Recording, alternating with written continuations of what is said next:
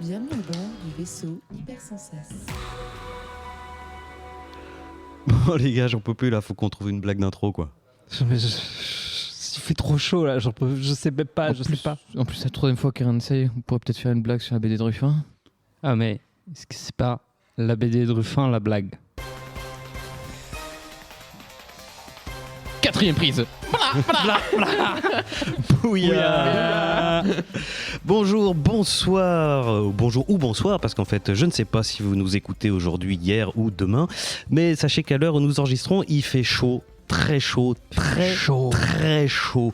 Cette dernière semaine du mois de mai 2026 en France, oui, je précise le lieu et l'année pour faciliter la tâche des archéologues du futur qui, s'ils tombent sur ce fichier audio, seront peut-être contents de glaner quelques infos supplémentaires sur la chronologie de l'effondrement de notre civilisation. Donc, cette dernière semaine du mois de mai 2026 en France, disais-je, est chaude, très chaude, chaude comme l'actualité, comme on dit sur d'autres ondes, chaude comme à peine 15 degrés au-dessus des normales saisonnières, pas de quoi paniquer, franchement, bande de climato-stressés. De toute façon, à ce stade, il est impossible de savoir qui de notre mère nature ou de nos enfants artificiels aura notre peau en premier. Alors en attendant, détendez-vous, servez-vous une bonne boisson fraîche et rejoignez-nous dans la fraîcheur du Studio 17 qui nous fait une fois encore l'honneur de nous accueillir dans sa bonne auberge. Grâce Laurent soit rendue pour des siècles et des siècles, et soyez les bienvenus dans Comics Outcast, votre podcast sur les comics et leurs univers. Je suis Jean Vocat comme un avocat comme... Hein ? T'es trop fort. Oh là là, vous êtes gentil. Je suis Jean Vocat comme un avocat sans le A. Je suis entouré de chroniqueurs et chroniqueuses ce soir que je m'en vais vous présenter tout de suite. À ma droite, on a Saïd. Salut. Ça va bien? Ça va et toi? Bon, par cette chaleur, qu'est-ce que ce serait pour toi la boisson la plus rafraîchissante? Que les gens m'achètent ma BD. Ah. Et pas celle de Ruffin. Puisqu'il en faut bien une de bien qui sorte ce mois-ci. Donc, et où est-ce qu'on peut la trouver? T'as mon dessiné. Alors, pour les auditeurs, du coup, à partir du 5 juin, je tiens un stand au marché Nexus Station au Frigo de Paris dans le 13e. C'est frais ça. Et ouais, justement, on sera bien malgré les températures.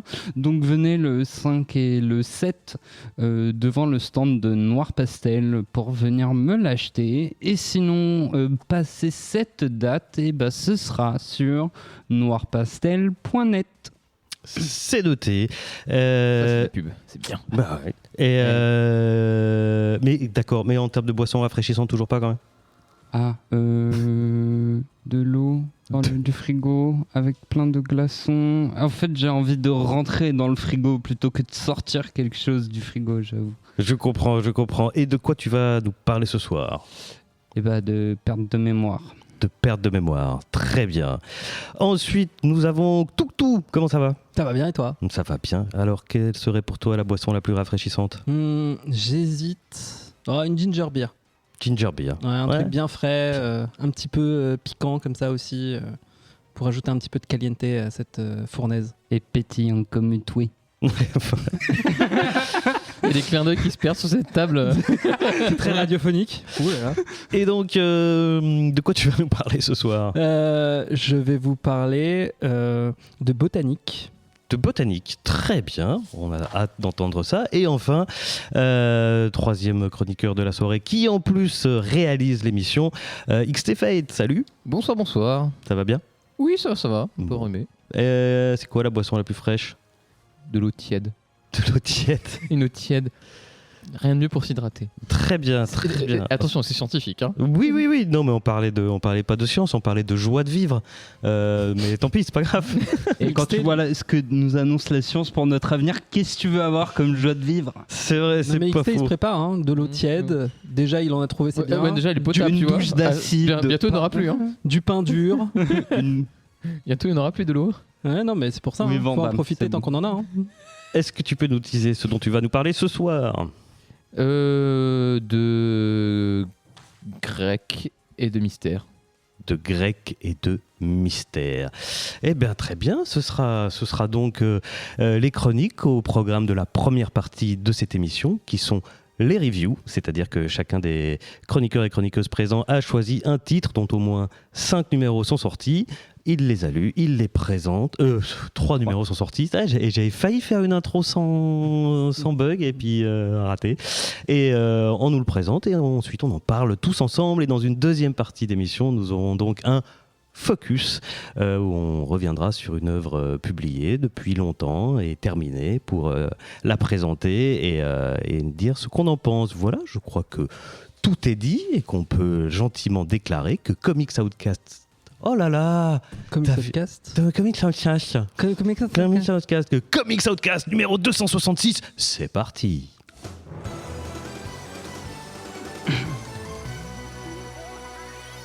Alors, qui commence? Ok. Très Allez. bien. Je vais vous parler d'Harley Quinn, de Harley et Ivy, Life and Crimes, écrit et dessiné par Erika Henderson. Et du coup, Erika Henderson, elle s'est donnée pour mission d'ancrer ce couple culte dans le canon, quitte à réécrire l'histoire telle qu'on a pu la lire par le passé. Et c'est un peu pour faire justice à ces deux personnages, parce que même si ça reste un des couples d'ici les plus populaires du fandom, selon moi, il a fallu attendre pas mal d'années avant qu'on puisse voir un couple lesbien représenté officiellement dans la grande trame de Gotham City. Et avant de vous parler de ce comics, je pense que ce qui est intéressant, c'est... Ton abîme doit se faire. je pense que pour bien comprendre l'intérêt de ce comics, c'est important de revenir sur l'histoire éditoriale de ces deux personnages. Alors, je vous fais un rapide rappel. Poison Ivy, c'est la méchante culte de Batman, qui est créée par Robert Kanigler et Sheldon Moldoff en 1966, que Darmanin aurait très certainement qualifié d'éco-terroriste, mais c'est juste une militante écologique un peu trop zélée. Et il y a de l'autre côté Arlene Quinzel, ou Harley Quinn, qui est, elle, créée par Paul Dini et Bruce Timm dans la série d'animation de 92. Et au tout départ, dans Batman TAS, Harley Quinn, c'est juste une femme de main du Joker. Son succès est tel qu'elle va devenir une sidekick régulière, elle va reprendre le rôle, elle va devenir une sidekick encore plus importante, et quand elle va être adaptée dans les comics, à l'époque, elle va faire de plus en plus d'apparitions et devenir une sorte d'extension du Joker. Ça, on le sait tous, jusqu'à ce qu'elle se sépare du Joker, elle s'émancipe vraiment et qu'elle devienne un personnage à part entière. Et quel que soit le scénariste ou la scénariste qui l'a écrite, il y a 3 règles fondamentales qui ont été suivies. Harley est dans une relation abusive avec le Joker. Harley a beau faire la faux folle, elle est incroyablement compétente et intelligente. Je vous rappelle qu'elle a un doctorat. Et 3, Poison Ivy est une complice d'Harley qui l'aide régulièrement à se libérer de l'emprise du Joker. On retrouve ça déjà dans la série de TAS et dans plein d'itérations, dans les comics ou ailleurs. Parce qu'en fait, Poison Ivy, contrairement au Joker, quelle que soit la nature de leur relation, que Harley, qu'elle soit en conflit ou plutôt en bisbille avec elle, Ivy, elle traite Harley comme son égale et pas comme une subordonnée qu'on peut contrôler. Et forcément, ça a fait rêver beaucoup les fans de ces deux personnages de ce qu'on appelle les shippers et les shippeuses. Comme dans Dora. Exactement. Et ils n'ont pas arrêté de shipper, eux. Ils ont vraiment tout fait pour imaginer cette relation et en l'espérant qu'elle arrive vraiment dans le canon. Parce qu'au début, c'était juste une simple amitié. Et il a fallu attendre des années avant que les comics confirment qu'elles étaient bien dans une relation amoureuse. C'est là qu'on rentre un peu dans le détail parce que pendant les New 52, donc en 2011, et pendant Rebirth, les Harley, c'est le nom de leur ship, elles avaient droit qu'à des miettes. Techniquement, elles étaient en couple libre polyamoureux, mais c'était surtout illustré via des petites allusions, des suggestions, mais il n'y avait vraiment rien de concret. Quand les scénaristes s'intéressaient à la vie amoureuse d'Harley et d'Ivy, c'était surtout pour les voir date des mecs. Et si vous vouliez les voir ensemble à l'époque, genre vraiment ensemble, il fallait plutôt taper dans les Alternative Universe. En 2016, il y avait Bombshells, un univers alternatif où les super-héroïnes de DC se battent en première ligne de la seconde guerre mondiale. Oui, Non, j'ai failli dire la seconde première guerre mondiale, ce qui n'est pas du tout ça. Et c'est aussi d'ailleurs la première fois qu'on les montre en couple et qu'on les voit s'embrasser. Oui, parce que j'ai trouvé une liste avec toutes les fois où elles se sont embrassées. Et c'est très intéressant. Je fais des recherches. Qui n'est pas dans le canon du coup, Bob Shell. Bon, Et qui n'est pas dans le canon. Il y avait une autre itération qui est toujours pas dans le canon, c'est en 2017, parce qu'on les retrouve dans l'adaptation du comics du jeu Injustice, où là, à la fin, elles se marient. Mais à la fin, c'est en 2020. Donc, c'est pas tout de suite. Et avant 2020, il y a autre chose. Et avant 2020, dernier Alternate Universe, là où, qui est en date, là, elles sont en couple, et c'est la série d'animation Harley Quinn, qui au cours de sa deuxième saison... la série. Ouais, je suis pas hyper fan. Waouh, la bagarre là. Il y a 2-3 trucs qui me gênent dans cette série, mais ça reste une très chouette série. Mais dans sa deuxième saison, on nous offre enfin ce que les fans, mais aussi les femmes et aussi les hommes et tout ce qu'il y a entre qui nous offre enfin ce que les fans réclamaient à corps et à cri. On les entend d'ailleurs crier dehors, que Harley et Ivy se mettent enfin ensemble. Mais dans le canon, jusque-là, rien. On est clairement sur du queerbaiting de bas étage. Donc quand on te fait croire, hameçonner qu'il va y avoir quelque chose qui va se passer, Harley et Ivy ont beau être bi, on les verra jamais en couple, que ce soit ensemble ou avec une autre femme. On les appâte, on appâte le public qui espère lire une représentation LGBTQIA+ dans ces comics, mais il n'y a rien. C'est vraiment juste pour se donner une image un peu respectable pour un public qui est progressif, qui a certaines idées, mais il faut surtout pas se couper de son autre public réactionnaire, bien homophobe, ou même juste les pays qui censurent les personnes LGBT. Donc, et c'est pas faute aux artistes d'essayer de quand même les représenter. Il y a dans le Harley Quinn 25 2017, il y a une case où Ivy embrasse sur la joue Harley, alors que ses mains sont littéralement sur ses fesses. Et d'après Chad Hardin, l'artiste, ça devait être un vrai baiser. Mais on lui a demandé de changer ça à la dernière minute. Et donc quand tu vois sur l'image, tu vois vraiment la bouche d'Harley Quinn qui est dessinée sur le côté. Pour qu'elle soit pas dans l'axe. Pour qu'elle soit pas dans l'axe. Et d'ailleurs, il avait posté le dessin original où vraiment elle s'embrasse. Et il y avait eu une tribune aussi, justement, pour demander à DC d'arrêter de censurer tes comics et de pouvoir enfin vraiment les présenter.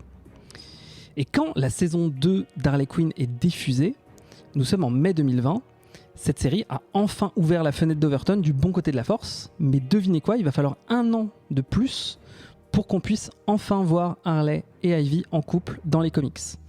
Techniquement, c'est dans Harley Quinn et The Birds of Prey qui conclut le run de Conner et Palmiotti, qui peuvent enfin les montrer s'embrasser après l'avoir suggéré par tous les moyens possibles. Mais bon, ça restait dans une mini-série, avant un changement éditorial, donc ça n'a pas vraiment ému les foules. Mais heureusement, depuis ce comics, elles sont officiellement devenues en couple dans la continuité principale. Chacune de leurs apparitions communes les montre ensemble sans ambiguïté.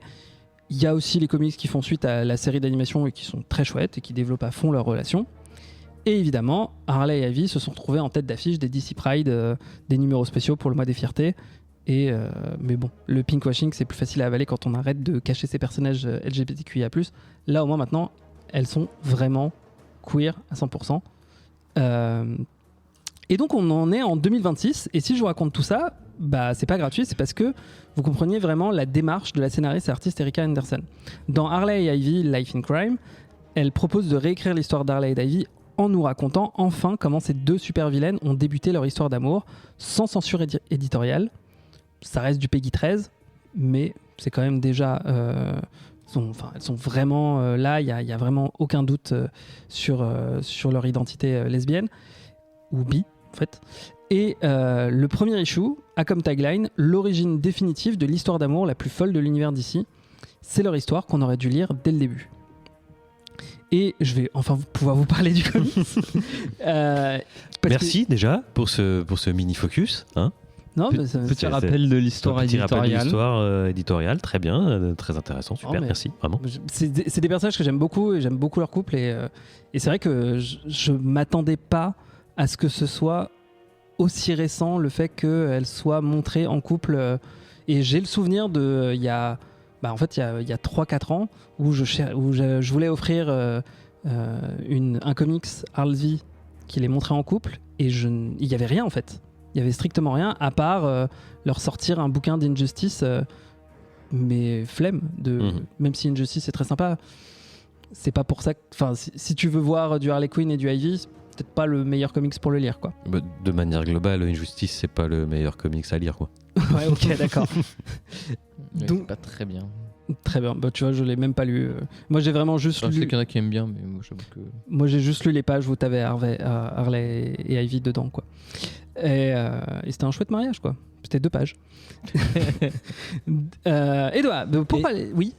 Juste, je suis en train de réaliser, c'est quand même un peu bizarre d'avoir mis autant de temps à montrer juste un bisou Harley Et et Ivy. Poison Ivy, alors que DC, avec son imprint Vertigo, avait genre un mariage homosexuel depuis des années avec un Midnighter et... Ah oui, dans The Authority, Oui, avec le gars tout en blanc. oui. Oui, c'était en 2001, ça, c'était par Ryan Ellis. Et je pourrais plus dire non, c'est genre l'équivalent de Superman, quoi. Enfin, Oui, mais c'était Vertigo, donc c'est pas. non, non, c'était Wildstorm, c'était Wildstorm. Oui, Wildstorm, mais ce que je veux dire, c'est que c'était pas la continuité canonique du DC Universe. C'est Donc ça. je pense que là, ils sont plus. Wildstorm, à la base, c'était quand même son propre label à part. C'était. Oui, mais justement. Ouais, c'est ça. Là, on parle À vraiment part. de personnages qui sont dans le canon d'ici Apollo. basique et que ou juste la simple allusion à des personnes LGBT, tu peux en parler, mais tu verras jamais en action. Et quand je dis en action, c'est même pas juste coucher. ou La quoi que ce soit, remarque, quoi. on les voit pas en action non plus. Non, et On les voit se faire des bisous. voilà. Et Et en c'est vrai, suffisant. c'est déjà très bien. Moi, je demande pas à ce qu'il y ait du sexe dans les comics. C'est ça. Pas dans les comics PG-13. Voilà, c'est ça. Moi, ça me va très bien. Et bref, on parle enfin du comics. Ouais, mais très bien. En fait, tout commence tout commence là où tout a commencé aussi pour Harley, dans l'usine Ace Chemical, où le Joker l'a jeté dans l'acide, et c'est le premier des nombreux abus que le Joker lui fera subir. On la retrouve justement après la violence de trop. Harley se demande à voix haute si elle va revenir encore au bras du Joker, et c'est là que Poison Ivy débarque et lui dit « Tu devrais partir ». Harley pense qu'elle parle de sa relation avec Mr. J, mais rien à voir, c'est Poison Ivy qui va juste faire exploser tout le bâtiment et qui est très focus. S'il y a quelque chose de toxique ici, c'est cette usine et elle va tout faire exploser. Et évidemment, le Joker est toujours dans les mauvais coups, il apparaît, il montre tout de suite à quel point il est violent et sadique envers Harley. Ivy en est témoin, comprend à quel point c'est la merde, à quel point il a une emprise sur Harley, et elle va décider de le sauver, quitte à se mettre à dos le clown le plus dangereux de Gotham, et voilà. Et non. Te laisse pas distraire. Il y a XT qui nous fait des signes. Mais et du coup, en fait, elles vont pendant tout le comics, elles vont être traquées par la police, par le Joker, et ça va permettre à Harley et Ivy, qui à ce moment-là dans le comics se connaissent assez peu, de se comprendre, de développer des sentiments l'une pour l'autre, de brûler littéralement toutes les étapes d'une relation de couple. Et tout ça, c'est commenté par les Harley et Ivy du présent, qui se remémorent ce moment en rajoutant plein de petits commentaires rigolos et sarcastiques. Voilà, c'est super drôle. Ça représente avec justesse une relation toxique et violente, et aussi une relation saine qui essaye qui essaye de se construire petit à petit. Le début du comics est surtout concentré sur Harley, évidemment, mais la suite que j'ai lue parle plus de Poison Ivy, et c'est en 6 numéros. On a lu combien du coup? J'ai lu les 5 qui sont sortis. Erika... C'est en 6 C'est en 6. Parce que j'avais pas eu, justement, je trouvais pas l'info. Alors c'est en 6. Maintenant, Erika Anderson a plusieurs fois dit que c'est en 6-7 exactement. Et c'est Saïd qui essaye de me déconcentrer. Mais l'autrice a plusieurs fois dit qu'elle avait plein d'idées pour faire une longue série. Donc si ça marche bien, et j'espère que ça va bien marcher, soutenez cette série, parce que ça peut aller le plus loin possible. Et pour juste terminer, pour parler du dessin de Erika Anderson, C'est aussi elle qui fait l'écriture, je l'ai dit, c'est très très drôle et c'est vraiment bien écrit.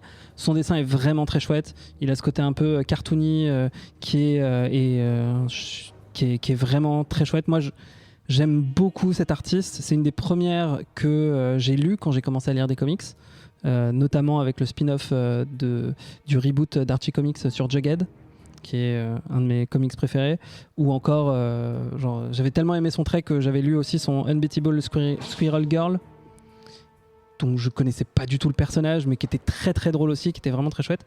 Et d'ailleurs 2 œuvres où elle a gagné un Eisner Awards.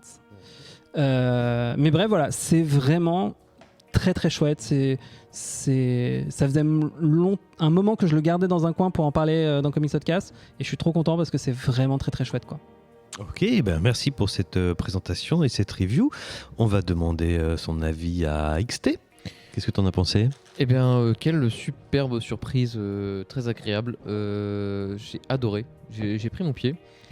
Après, moi je suis extrêmement client de cette relation Harley-Ivy. Et on a de la chance d'avoir des auteurs qui, quand ils prennent le sujet à bras-le-corps, qu'ils arrivent vraiment à chaque fois à bien le traiter au global. Parce que je parlais de la série Harley Quinn, qui est sortie depuis 2019, où on est à 5 saisons, moi que j'aime beaucoup, et qui traite vachement bien ses personnages, je trouve, et avec un côté très rigolo sur le questionnement aussi de la sexualité assez large en plus, qui va plus largement que leur relation à L2. Là, pour le coup, la relation est déjà faite. Et on a cette même humour un peu rigolo, alors moins vulgaire que dans la série, mais tout aussi coquin, j'ai envie de dire. J'ai pas trop d'autres mots. Espiègle, qu'on a dans cette série. Et ça va vite. Dire que on prend pas 5 issues pour expliquer un trauma ou pour traiter quelque chose. Ça pourrait le mériter, mais c'est assez surprenamment assez court et assez bien traité, je trouve, vu le peu de temps que ça prend. Il n'y a pas de foutaise là, dans ce comic, ça va droit au but. Et je trouve ça super agréable à lire, du coup. On s'ennuie vraiment pas. Il n'y a aucun ennui dedans. Et du coup, vu que ça va vite, vraiment zéro ennui, quoi. L'issue 4, ça m'aura fait vraiment beaucoup rire, aussi sur la manière de pas éluder. Alors j'ai lu le numéro 4, mais il y a une manière où ils éludent pas le sexe non plus. Après en parler dans la série, c'est pas très le truc américain où justement ils parlent pas trop de ça. Non, ils en parlent directement. Ils font une blague très bien trouvée, je trouve. Très bien trouvée, avec un peu cartoonesque de coups de fumée, de vêtements qui s'enlèvent un peu à la con. Enfin bref, avec une bagarre avec la police, c'est pépite, quoi. Et les protagonistes, comme tous ceux qu'ils ont écrits, on s'y attache très vite. Il y a un bon découpage. Et en fait, ce qui est un peu chouette aussi, c'est qu'on n'a pas ce personnage d'Harley qui garde ce rôle de victime. Elle en sort de ça, et c'est un peu le reproche qu'on peut aussi faire de beaucoup de cette relation avec Harley Joker, où elle est toujours mise en victime et de manière très dure à en sortir avec beaucoup de trauma. Là, on a un personnage peut-être plus sûr d'elle, on va dire, hein, peut-être. Il y a quand même un moment de doute, oui, mais qui est mis en scène justement, qui est en contrôle et qui marche trop bien, super bien. Ouais. Genre vraiment, en tant que lectrice, moi j'étais bien surprise. Et pareil, justement parce que ça joue avec ces codes on a tellement l'habitude de la voir un peu entre guillemets, à pas résister en fait à ce type d'appel là, ou en tout cas être victime de ce truc là. Après, les relations en prise, ça a aussi voilà, dans la réalité des trucs. D'accord, hein, c'est pas ce que je veux remettre en cause, hein. C'est vraiment pas ça. Mais du coup, je trouve ça chouette de voir un personnage qui arrive à en sortir, justement. C'est un côté un peu positif à tout ça. Je dis pas que c'est réel ou pas quoi que ce soit, hein. Je dis juste que ça rajoute un truc un peu positif à l'histoire, un truc un peu plus léger. C'est appuyé aussi par le trait de l'autrice, qui a un côté très cartoonish, justement. Et bon, j'imagine que c'est à mon tour de parler. Oui, du coup, je disais, elle a un trait très cartoonish, mais il y a aussi quelque chose que j'ai vu en lisant, c'est qu'elle a un découpage que je trouve ultra dynamique. Oui, genre, les pages sont jamais pleines, t'as des fois des jolis spreads où justement tu fais étaler un peu un souvenir des moments de vie tout en gardant un fil dans le présent. Sur les premières issues aussi, il y a un truc assez pour montrer les deux histoires, enfin les deux histoires individuelles, celle de Harley et celle de Poison Ok, Ivy. oui, ouais. Au début, tu joues sur un bête contraste de couleurs qui est pas gardé tout du long, sauf des fois, et qui est utilisé de manière un peu intelligente, justement pour t'indiquer deux temporalités différentes. Genre, les souvenirs sont plus en vert et le moment présent, il est sur une teinte un peu rosée et tout. Ok. J'avoue que j'avais pas fait attention. Oui. Mais c'est assez drôle. Déjà, juste le fait qu'en plus, son découpage soit jamais sur une case pleine, qui est toujours un espace vide, ça me donnait un peu ce côté, tu sais, pré-découpage de série télé. Genre, je le vois le rythme, vraiment. avec le rythme très haché. Ouais, et même le rythme, le dessin, tout me dit que ça mériterait de finir dans une série d'animation, ce qui Trop bien. serait trop bien, et un joli hommage à l'histoire éditoriale de Harley, du coup. Qu'est-ce que j'avais noté d'autre ? Ah si, juste le Joker, il est effrayant, mais en même temps, c'est la version New 52 avec son visage détaché, pierre attaché, Il est me dégueu, ouais. perturbera toujours. Et elle a réussi à me le rendre terrifiant, alors qu'elle a un style vraiment genre Oui, je suis d'accord avec toi. Ouais. plus illusionniste. J'ai pas envie d'être méprisante en disant ça, mais tu vois que le public auquel ça s'adresse est un peu plus jeune, et que du coup tu vas pas aller dans un truc ultra gore, edgy. Et pourtant, ouais, je suis d'accord, il est extrêmement effrayant. Et moi, je me suis fait la même remarque quand j'ai lu. Je suis putain, ouais, quand même, je m'attendais pas à ça. Enfin, ça fait vraiment croque-mitaine, quoi. Enfin, Oui. Et le retour du chapeau aussi. Le Joker avec son chapeau, comme dans Dans Killing la Joke, série, je pense. Ou, Merci Tuk Tuk, comme dans Killing Joke. Ouais, Et dans la série. Et dans la série aussi. De TAS, Batman TAS aussi, il a un chapeau, non ? Et il l'a pas systématiquement, mais oui, il a aussi. Bref, moi j'ai vu les deux éléments du Joker qui m'ont le plus terrifié dans ses histoires et dans son chara design, donc j'étais un peu là en mode comment le rendre de manière assez tangible, que c'est une enflure tout en ayant un dessin très coloré avec des aplats de couleurs vives. Très intelligent dans sa manière de se dessiner, on va dire. Et si je peux faire juste une dernière remarque, Bien sûr. parce que j'ai dit que j'étais pas trop fan de la série d'animation Harley Quinn, mais ce que je trouve très réussi là, c'est que, enfin, ce que je reproche à la série d'Harley Quinn, c'est que ça fait très série d'animation pour adultes américaine, avec En même chaque temps, c'est une série d'animation. Oui, mais dans le sens, tu sais, le côté un peu American Dad, Oui. Griffin, Simpson, c'est plus vulgaire encore que ça, quoi. Oui, C'est- oui, non, pour mais- moi, là, en effet, ça passe un peu. mais c'est dans ce côté, tu vois, voilà, c'est des séries pour adultes très vulgaires, où les personnages sont tous bêtes, où ça parle principalement que de sexe, et tu sais, pour moi, c'est pas des séries d'adultes, c'est des séries d'ados, où vraiment. Je suis pas d'accord avec ça. Ouais, moi, je suis d'accord avec ça. Mais parce que toi, t'es un éternel ado. Parce que ça parle pas du tout de sexe tout le temps, quoi. C'est genre au début de la première saison un peu, et puis après, ça se Il y a calme les- beaucoup, quoi. il y a l'épisode de. Moi, c'est là que j'ai arrêté. C'est l'épisode. Petite hors les bulles improvisées, on y va. Non, mais il y avait l'épisode spécial Saint-Valentin que j'avais trouvé vachement Lourd, bizarre, lourd, avec le côté vraiment genre tout le monde couche ensemble. Ça faisait un petit peu rapey dans le truc, que j'avais pas aimé la vibe. Ah oui, mais non, moi je pense que c'est un petit souvenir. Pour moi, c'était justement une sexualisation libérée, quoi. Mais plutôt, genre, au contraire, justement, très Ouais, mais libérée. comme Et pas du c'était tout la montré de manière adolescente, justement. C'était montré justement de gens heureux de faire du sexe ensemble. Ouais, mais Donc comme c'était c'était à cause positif. d'un truc de Poison Ivy, ou en tout cas une plante et tout, ça m'avait un peu gêné. Ah ouais, du coup, c'est Oui, chelou. oui, je me souviens Moi, je l'ai pas de pas ça, vu, mais- mais raconter comme ça, c'est Oui, chelou. comme ça, ouais, mais je me souviens pas de Enfin, ça. en fait, j'ai vu tout, j'ai vu des interprétations, voilà, comme celle d'XT, et j'en ai vu d'autres comme la mienne. et du coup, ça m'a. Mais bref. Disons qu'à partir du moment où il y a prise de substances chimiques non spécifiées, Non, c'est limite. Non spécifié, on s'en fout, c'est non volontaire. Ouais, ça, c'est pas la plus chose. ça, ouais. Oui, Mais ce que je voulais dire, bref. c'est non spécifié à la personne qui Du coup, il y a- voilà, il y a- l'ingurgite. Dans la série d'animation, il y a ce côté très adolescent, très loufoque, aléatoire, où tout le monde est un peu bête, qui me saoule un peu, tu vois. Mhm.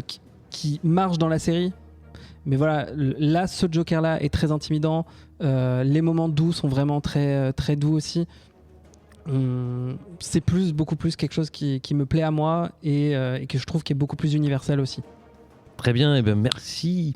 Merci pour cette review. Ah, ça, tu voulais Non, vas-y, tu veux ajouter juste quelque pour chose réagir, c'est vrai que c'était mignon de voir leur premier bisou. et que pareil, la mise en scène de leur intimité, je la trouve assez touchante et assez tendre. Il y a quelque chose de palpable quand même là-dessus, et c'est pas toujours le cas de rendre bien la tendresse et l'intimité en dessin, donc ne serait-ce que pour ça, bravo à Madame Anderson. Eh bien, on finira là-dessus. Bravo à Madame Anderson pour ce Harley et Ivy. Il y a un sous-titre. Life in Crime. Life in Crime, qui a remporté une totale adhésion autour de la table ce soir. Si vous voulez redécouvrir les origines de l'histoire d'amour entre Harley et Ivy, c'est pour vous, c'est intelligent, c'est très bien dessiné, c'est intelligent, c'est bien fait, c'est touchant. Voilà, n'hésitez pas. Carton plein ce soir pour Harley et Ivy. On va tout de suite passer à la deuxième chronique. Il fait chaud, on va boire une gorgée, hein. Buvez, hydratez-vous, il fait très très chaud. Si vous nous voyez, on est tous en sueur, c'est terrifiant. ASMR boisson, voilà. Et ensuite, on va passer à la deuxième review et c'est Saïd. De quoi tu vas nous parler? Eh ben moi je vais parler de Rogue. Alors je sais plus quelle année, je crois que c'est 2026. 2026, ça ouais, ça sort en 2026. Ça sort depuis janvier, en même temps que la nouvelle direction éditoriale des X-Men. Ok. Dont j'ai oublié le titre, mais C'est pas les Uncanny X-Men ou un truc comme ça? non, les Uncanny, c'est autre chose. Non, je crois que c'est Je connais rien. Fire quelque chose. C'est après la C'est- post-Krakoa, ouais, ça. Alors c'est le deuxième post-Krakoa, Ouais, d'accord, justement. Et Je connais vraiment rien en X-Men. On n'est pas très à jour ces Ah X-Men. oui, par contre. justement, Arrêtez avec les X-Men, c'est un peu un bordel à suivre. Moi, j'ai choisi de chroniquer Rogue justement parce que j'aime beaucoup les X-Men. Alors, j'ai beaucoup aimé le début de l'ère de Krakoa, mais forcément, Ça a une forme. le début de Krakoa a été très très fort avec Ouais. House of X et Power X. Et moi, il faut savoir qu'en plus, j'adore les X-Men quand ils ont leur propre petit pays. Mhm. Il y avait eu ça aussi dans l'univers Ultimate. Oui. Pas au début des Ultimate, mais milieu de run, il me semble. C'est Genova ou Genosha, non? Genosha. Ouais. C'est un truc qui revient cycliquement d'ailleurs, Voilà. même dans le canon. Il y a eu Genosha dans le canon avant, et après il y a eu Krakoa, effectivement. Mais il y a eu Ouais. Genosha en 2000 et Genosha était déjà là dans les années 80, je sais Claremont déjà, je crois, si je dis pas de conneries. Hein. En 80, ouais, 90, je Ouais, crois. c'est Ouais, 90. 94, Parce que enfin New X-Men 80. c'est 2000, mais il me semble que Genosha était déjà apparu avant, j'ai un doute. Oui, enfin, ça arrive plusieurs fois. Oui. Et là, du coup, un poil. Enfin, forcément, moi, je m'attends à quelque chose pour la suite où j'ai envie de voir qu'est-ce que ça donne les micro-sociétés de marginaux. Et là, je me retrouve du coup sur un récit vachement plus intimiste, centré du coup sur Malicia. Oui, j'utilise le terme, son prénom français. C'est très bien, moi aussi. J'ai grandi avec la série animée, ne m'en voulez pas s'il vous plaît. Laquelle Non, celle de 80, c'est la première 90 ou X-Men. Comment elle s'appelait la X-Men deuxième? Evolution. Moi, j'ai X-Men. grandi avec X-Men Evolution. C'est avec X-Men Evolution. Ah, ouais. Les enfants des Mais années c'est pas celui 90. Non, mais je suis plus vieux que vous, mais je regardais X-Men Evolution qui était vachement mieux à mon sens que celle d'avant. Et pourtant la saison 2 vient d'être annoncée aujourd'hui Ah, pour c'est- X-Men 97. Alors ça c'est autre chose, là ils ont fait du bon boulot. Bref, pardon, je interrompu. Donc, Oui, Malicia. du coup, sur un récit beaucoup plus intimiste, mais ça tombe bien puisque c'est un personnage que j'adore, Malicia, un personnage qui est privé de contact humain, ou enfin pas privé, mais sinon sous condition d'absorber la moitié des souvenirs, potentiellement les pouvoirs, et si t'as pas de chance, le grain de beauté dégueulasse que t'as sous le menton Le en poireau. même temps. Ouais, voilà, le poireau avec les petits poils. Et du coup, je voulais voir ce que ça donnait, cette petite histoire. Et finalement, pas trop déçu que ça. Le principe, l'histoire de base, c'est Malicia, du coup, avec son petit groupe de X-Men à elle. puisque ça y est. Elle a un groupe à elle en ce moment, du coup. Ouais, elle est en train de former son petit groupe. Et Elle a la lors- batterie ou elle a la guitare? Wouh. C'est bien la batterie. Voilà. Et lors d'une intervention, elle tombe sur un monsieur qui a l'air d'avoir fait la guerre. En tout cas, il a des immenses cicatrices au visage et plus de jambes. Et bizarrement... C'est des indices, oui. oui, hein. Et bizarrement, la vue de ce personnage-là lui rappelle des souvenirs qu'elle a perdus précédemment lorsqu'on a cherché à effacer une partie des souvenirs qu'elle avait emmagasinés dû à son pouvoir. Oui, alors c'est explicité comme ça aussi dans le comics. Très bien. Je ne peux pas citer quand est-ce que c'était. Oui, parce que ça remonte Et à loin. juste, du coup, il y a toute une quête de Malicia autour de ses souvenirs. Notamment, c'est aussi un des personnages ambigus des X-Men, parce qu'elle a fait et aussi bien partie des X-Men que de la confrérie des mauvais mutants. Et du coup, les souvenirs portent là-dessus, portent sur cette période-là.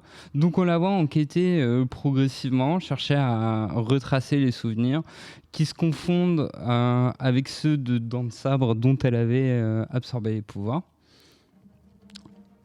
Et alors là, je vais avoir besoin de spoiler. Eh bien, voilà. Je préviens Voilà. les auditeurs. Il n'y a que 3 numéros pour le monde. Oui, voilà.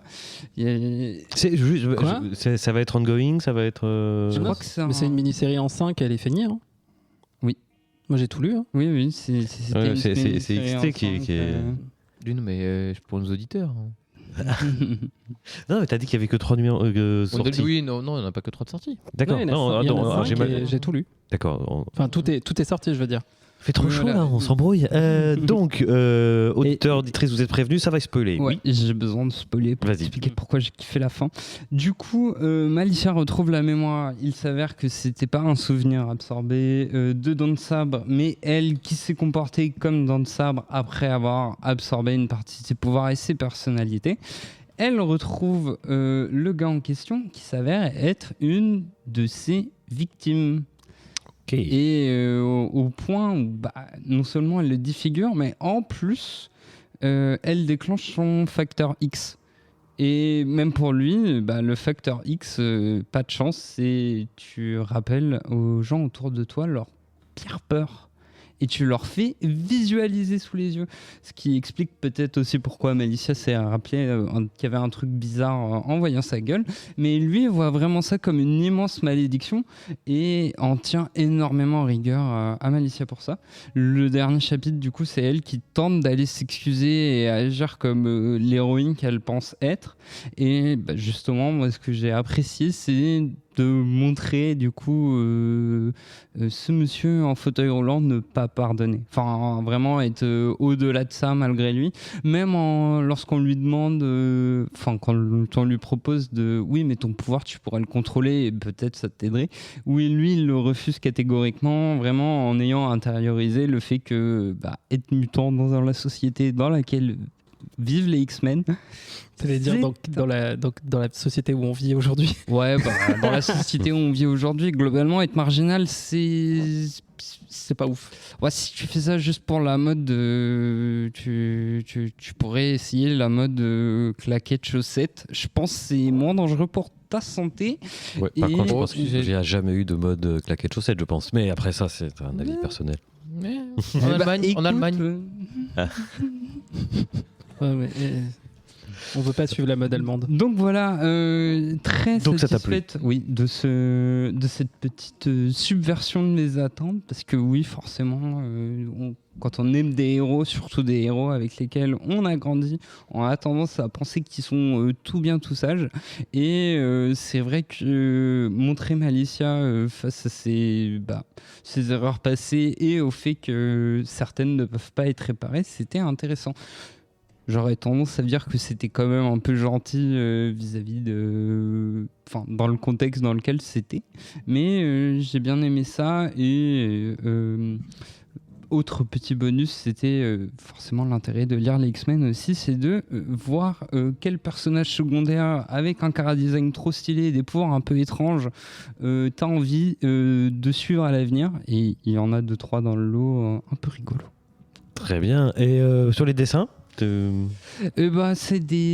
c'est assez classique, hein, pas grand chose à dire. Il y a une très bonne composition du mouvement. J'aime beaucoup le découpage. Il y a des moments un peu touchants où ici on peut voir Malicia faire des super grimaces à des enfants pour l'humaniser un petit peu. Ce qui est bien parce que ça permet de mettre en contraste aussi ce qui peut se passer quand elle est moins sympa avec toi. D'accord. Mais pas grand chose qui sorte de l'ordinaire. Dessin toute somme assez classique. Simple, efficace, on va dire. Ouais, voilà, peu clivant. C'est-à-dire que si on aime et on sait qu'on aime. Et si on n'aime pas, la moitié des comics sont comme ça. Donc pourquoi lire des comics quand on n'aime pas ce type de dessin-là? Ok, ça le mérite d'être clair. Merci pour cette présentation. Donc ça t'a plu. On va demander son avis à XT. Écoute, random dessin, random comics. Hein. Bah. Non. Non, je suis un peu violent en plus. Le dessin, en effet, comme tu dis, c'est du comics classico, de mainstream, ongoing, qui malheureusement sont le genre de comics qui vieilliront mal avec le temps, je pense. C'est souvent le cas de ce genre de trucs, avec quelques exceptions. Mais bon, c'est pas tant ça qu'on retient, quoi que ça. Enfin, en fait, pas tant de commentaires à dire dessus. Je me suis fait chier au global. D'accord. J'ai cru que t'allais être méchant à un moment donné. Ça va là, finalement. Non, mais en fait, le propos est intéressant, mais l'écriture me plaisait pas, du coup, je m'ennuyais à lire. Enfin, vraiment, un bon propos de fond intéressant, mais c'était juste ennuyant à suivre. Ça part un peu dans tous les sens, sans partir dans tous les sens. Ça parle en secret, sans avoir besoin de parler en secret. Le faux secret, enfin, dès le début, on nous impose secret qu'on nous soi-disant révèle à la fin. Enfin, le fameux on le voit venir à des kilomètres, c'est pas forcément une bonne raison de dire que c'est pas bon, mais du coup, pour moi, c'était vraiment un peu ennuyant de me dire bon, enfin, c'est un truc qui aurait pu durer niche en fait. C'est un peu ça. Le prétexte de l'intrigue est pas bien amené par son fond. Genre, il y a une inadéquation là-dedans et un pacing qui est pas oufissime non plus. Ouais, c'est un peu ça. Du coup, c'est pas inintéressant, quoi, mais c'était juste long pour moi et un peu voilà. J'en ai même pas pris de note pour le coup pour celui-là parce que je l'ai flûté. Non, ça sert à rien à voir. C'est parce que t'es paresseux. Ça aussi, ça c'est vrai que je suis un animal qui dort beaucoup, mais autrement, oui, malheureusement. Enfin, en fait, il y a eu d'autres sessions Comics Outcast. Ça aurait été le pic comics des reviews.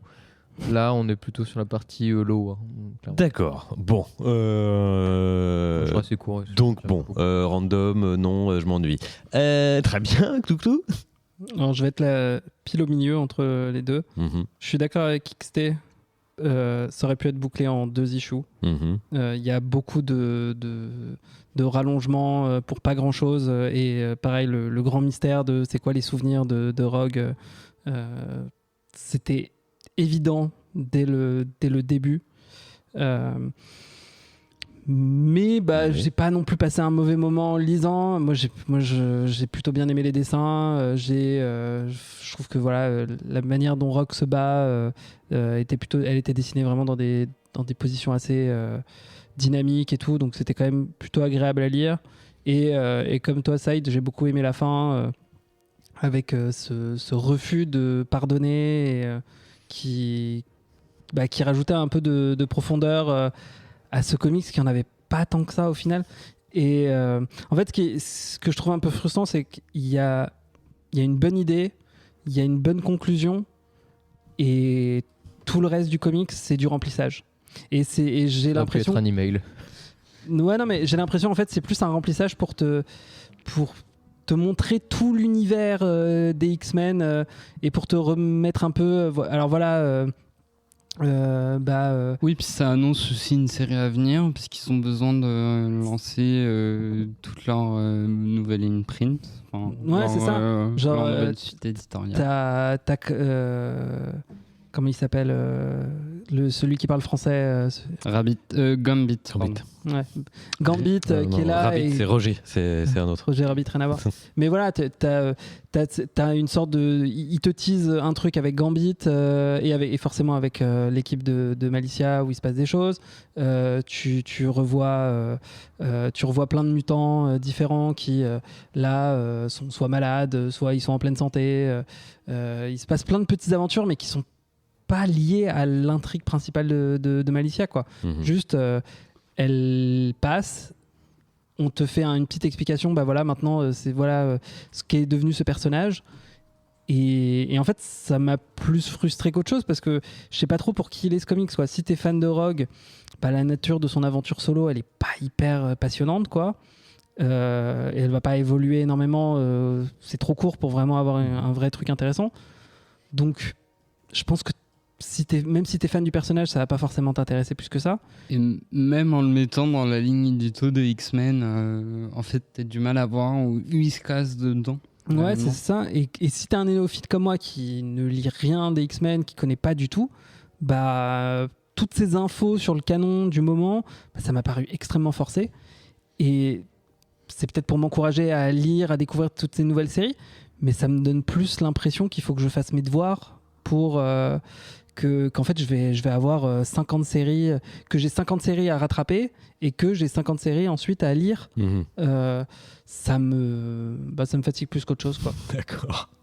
Mais voilà, sinon lisez le premier issue, le Et dernier, le dernier, issue et puis voilà. et vous allez vraiment rien louper de plus, quoi. Ok. Eh ben dis donc Rogue 2026, si je résume, on a eu Side, oui, XT, non, et Tuktu, ouais. Ouais, c'est un bon résumé. Voilà, une bonne idée, une bonne conclusion, mais entre les deux, il semblerait que ce soit un peu bof, en tout cas pour deux de nos Il y a un voyage chroniqueurs. en bus un peu long, quoi. c'est Entre vrai. les deux. Entre la destination et Ouais, parce qu'en l'arrivée. plus, en fait, c'est ça le truc, c'est qu'à un moment, elle perd ses pouvoirs. Oui. Enfin, où elle récupère juste les pouvoirs. Ses pouvoirs fonctionnent pas bien et d'un coup ils se remettent à peu près bien fonctionner. Et D'accord. on est là en mode. Et c'est le truc le plus bateau qui soit quand t'as un personnage. Oui. Enfin, surtout à la limite, ok, ses pouvoirs fonctionnent pas, mais tu lui fais sortir ses pouvoirs au hasard, aléatoirement. C'est un peu fun. C'est pas vraiment le cas. Donc c'est dommage parce que en plus Malicia, ses pouvoirs ils sont trop cool, quoi. Bon, c'est dommage. Donc, on conseillerait à la limite à des inconditionnels des X-Men, quoi, qui veulent. Oui. Même pas, ok. Très dur hein, pour Turok 2026. On sent que dans l'ensemble, ça n'a pas Je convaincu. pense que c'est pas le meilleur comics X-Men sur le marché. Très bien. Eh bien, on va passer à la dernière chronique de cette soirée. XT, de quoi tu vas nous parler? Je vais essayer de pas écorcher le nom. Hein. Oui, ce serait bien. The Peril of the Brutal Dark, an Ezra Kane Mystery. Ok, Voilà. donc c'est toi qui rediras le titre à la fin parce que. Tu vois, un titre édité chez un feu grand éditeur tel le Phénix est revenu. Peux-tu le deviner? Un éditeur? Oui, enfin Ou éditeur, un- plutôt une collection. Vertigo? Oui, Ah, bah voilà. Vertigo en effet. Redis-moi le titre lentement. Je te le dis en la française. Ouais. The Peril of the Brutal Dark, an Ezra Kane Mystery. Il y a 2 points à un moment. Mais il y a 2 points à un moment, ouais. Donc c'est écrit par Chris Condon et dessiné par Jacob Phillips, le fils de Sean. Pas Sean Paul, hein, Sean Phillips. Allez. Allez. Alors, de quoi que ça nous parle déjà, on a un format, avant de parler de ça, je vais parler un peu de la forme. On a un format un peu Vertigo-like, dans le sens où on s'amuse à mettre en fin de numéro des extraits de journaux, des extraits de journal intime, des extraits de je ne sais quoi que Moore avait un peu fait à l'époque de Watchmen et qui s'est un peu perpétué.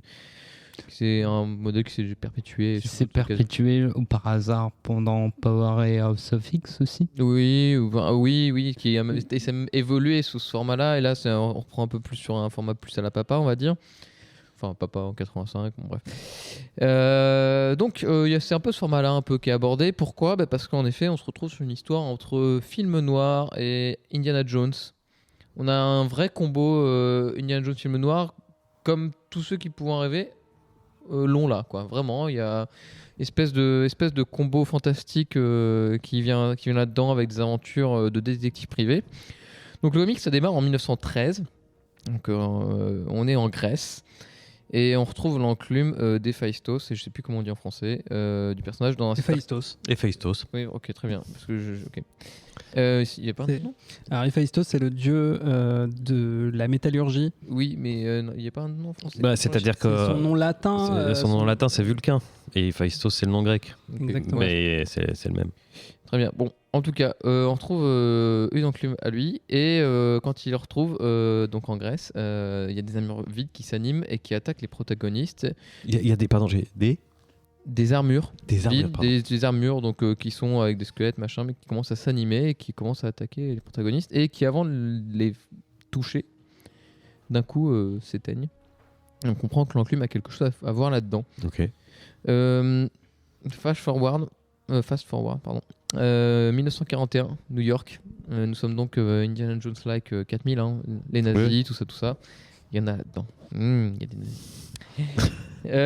Donc nous avons Ezra Kane, un fameux. Faudrait pas prendre cet extrait hors contexte. Hein. Non, mais tu sais, en général, je suis content quand il meurt. Ezra Kane, qui est un détective privé, à qui il ne semble pas poser de souci de tuer pour ses objectifs, quoi. C'est vraiment l'Indiana Jones, il y a un méchant et il peut le tuer. C'est dans le lore du personnage, il n'y a pas tant de drame par rapport à ça, a priori. Qui est un ancien combattant de la Première Guerre, un ancien pilote d'avion, enfin bref, un ancien policier. Donc vraiment le mec, Lord ça le connaît, et puis le fameux, il est plus policier, on sent qu'il y a eu des bails de fait qu'il soit plus policier, et il est devenu détective privé. Donc vraiment on est sur le stéréotype 4000 quoi, en termes de film. Il s'appelle Ezra Kane. Ouais. Est-ce que à un moment donné il fait une phrase et il remonte ses lunettes et il y a le générique derrière qui fait Iiii non, comme Horatio Kane. Non. Non, pas du tout. Du coup, Bien essayé. Hein Bien essayé. Oui, bien essayé. Il s'est commandité par le musée parce que l'enclume a été envoyé de la Grèce à New York au musée pour éviter qu'elle tombe entre les mains de Mussolini qui allait envahir la Grèce. Et le musée, en fait, elle a été volée au musée, l'enclume. Flûte. C'est pas de bol. Flûte. De retour chez lui après qu'on lui ait fait tout un exposé de pourquoi il devait aller chercher, comment, etc. Il y a une petite dame qui l'attend chez lui qui dit que son mari travaillait au musée aussi et qu'elle a été kidnappée par une société secrète qui s'appellerait Brutal Dark. Donc voilà, ça c'est la fin de l'issue 1. Clairement, on nous pose pas mal de bas. Ça va assez vite. Hein. Il y a beaucoup d'expositions, mais ça va assez vite. Il y a un bon rythme déjà pour le premier numéro, je trouve. L'issue 2, ça l'amène à rencontrer l'archéologue qui a découvert l'enclume pour en savoir plus, les propriétés spéciales, que ça pourrait peut-être créer une nouvelle arme pour les Allemands entre les mauvaises mains, que ça ferait un drame mondial, etc. Petite sensation déjà vue, effectivement. Petite sensation de déjà vu. En rentrant, il se fait péter la gueule par des nazis, hein, et il se fait kidnapper. On lui dit hey, attention, hein, enfin des Allemands, mais bon, on suppose que c'est des nazis, on est en 41, faut pas déconner. Ils lui font attention, hein. La bagarre, hein, si tu continues de nous chercher, ils le tuent même pas, ils sont sympas. Hein. Ça, c'est pour l'issue 3 où il y a tout l'interrogatoire. Voilà. Et évidemment, l'issue 3 apporte un personnage de femme fatale, love interest, / devine, peut-être, mais ça ressemble à un personnage de femme fatale, à mon avis. Et à ce moment-là, on apprend un peu plus son passé de flic. Donc il y a aussi une petite vibe Blake et Mortimer aussi, je trouve, là-dedans. Dans le côté un peu fantastique, vraiment en mélange, parce que le côté vraiment en quête d'un Blake et Mortimer avec ce qui pourrait se passer avec l'enclume, vraiment elle se mélange Indiana Jones. J'ai trouvé ça plutôt chouette à suivre. On n'est sur rien de révolutionnaire, hein. Vraiment. Pour le moment il y a rien de révolutionnaire. Par contre c'est plutôt très bien fait, je trouve. Chris Condon, il arrive à se donner un petit genre de à celui avec qui il travaille, le père de Jacob Phillips, Ed Brubaker, pardon. Un petit air de Ed Brubaker, mais sans en avoir peut-être toutes les techniques, on va dire, de suspense. Plutôt un beau moment passé là-dessus, honnêtement. J'ai pas trop quoi en dire de plus. Ce n'est que le dessin, c'est un dessin sombre de film noir, un peu classique-classique, parce que c'est du Jacob Phillips, donc c'est vraiment the man for the job. Du coup, il n'y a pas de fulgurance un peu originale sur le sujet. Non, mais dans le sens où ça reste le style de Jacob Phillips, on n'a pas de surprise sur ce qu'on peut attendre de lui, quoi. Mais question histoire, vraiment, c'est classique, mais c'est bien écrit pour le moment. Okay. Je suis un peu curieux de savoir comment va se déclencher le fantastique là-dedans, même si je m'attends à une scène un peu finale où l'enclume va réveiller les morts et vont lui casser la gueule. Donc bon, voilà. Est-ce que c'est une série limitée? Oui, je crois. J'ai pas regardé combien c'est. C'est pas un ongoing? Non, c'est pas un ongoing. Non, j'ai Vertigo. Je sais pas.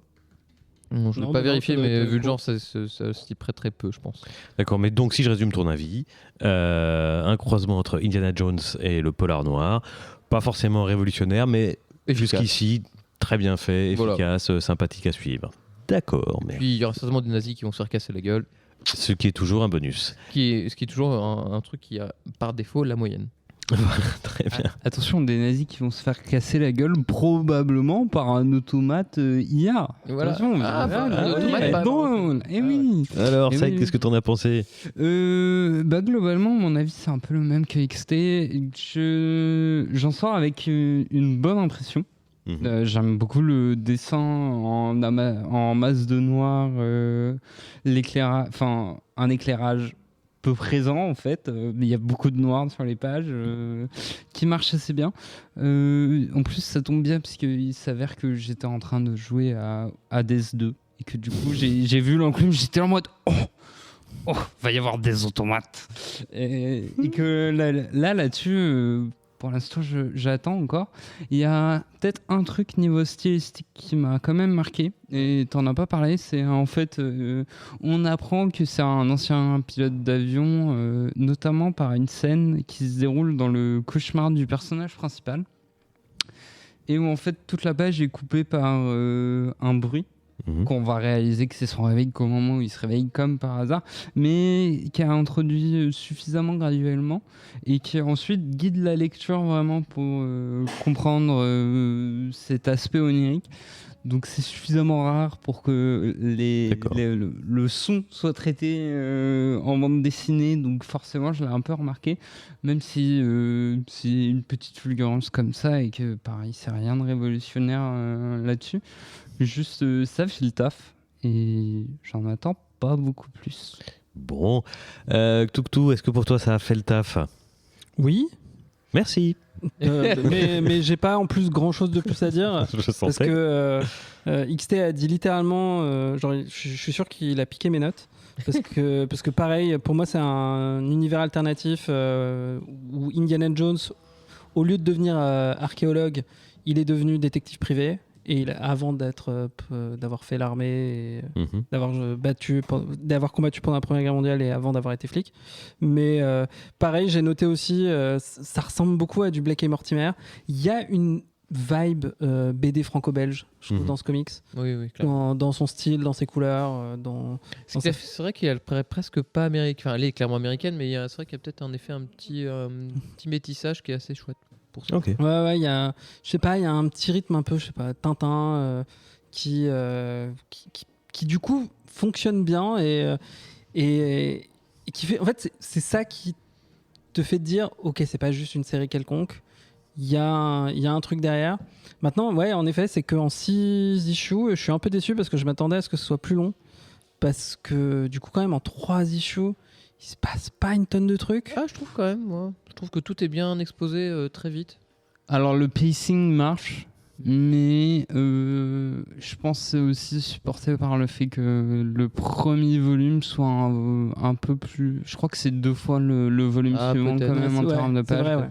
Donc pour avoir une entrant un peu digeste, il n'y aurait pas eu ça, je pense le rythme ne serait pas aussi bien. Pour l'instant, c'est vrai que ça a un bon flow à ce niveau-là. Parce que moi, justement, je m'étais dit, ok, c'est lent, mais c'est sur la durée et ça va prendre en profondeur au fur et à mesure. Et là, du coup, que ça va en 6 issues, je me dis, peut-être d'un coup, c'est peut-être que après ça va vite s'accélérer et que. Après, faire des séries un peu mystères en 6 chapitres, c'est se tirer une balle dans le pied, genre.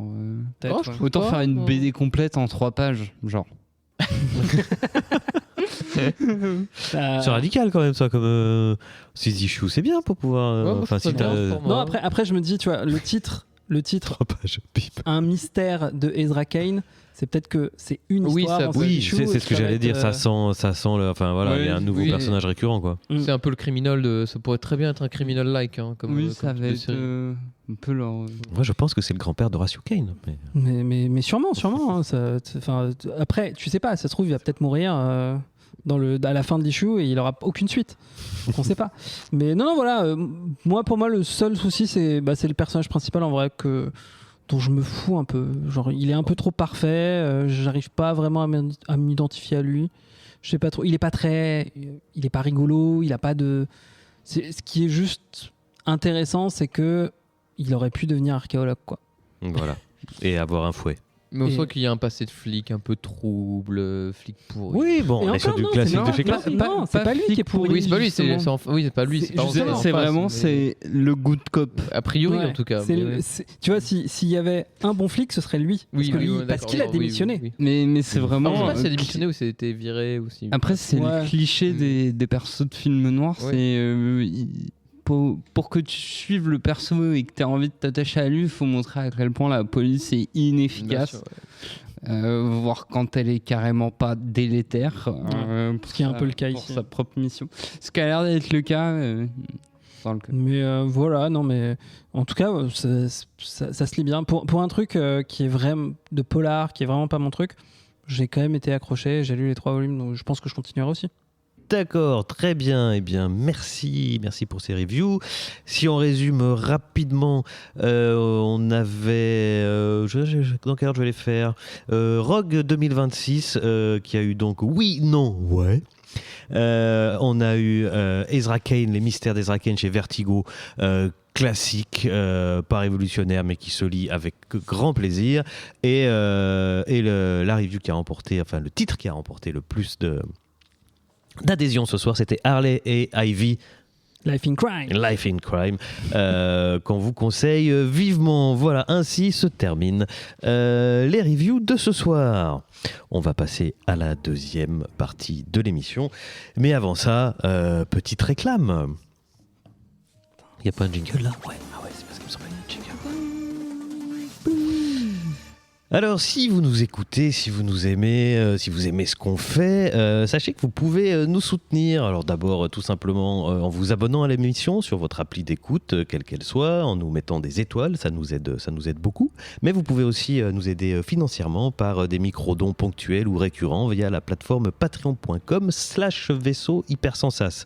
Ce faisant, vous soutiendrez non seulement Comics Outcast, mais aussi toutes les autres émissions du sus-nommé Vaisseau Hypersensas, à savoir Comics Outcast donc, Le Défaussé, l'émission qui parle des jeux de société, Drôle de jeu, l'émission qui parle du jeu de rôle Grandeur Nature, La Cartographie des Chimères, le podcast de fiction, et puis peut-être le retour bientôt, souvent annoncé dans ces émissions, du Contrecast.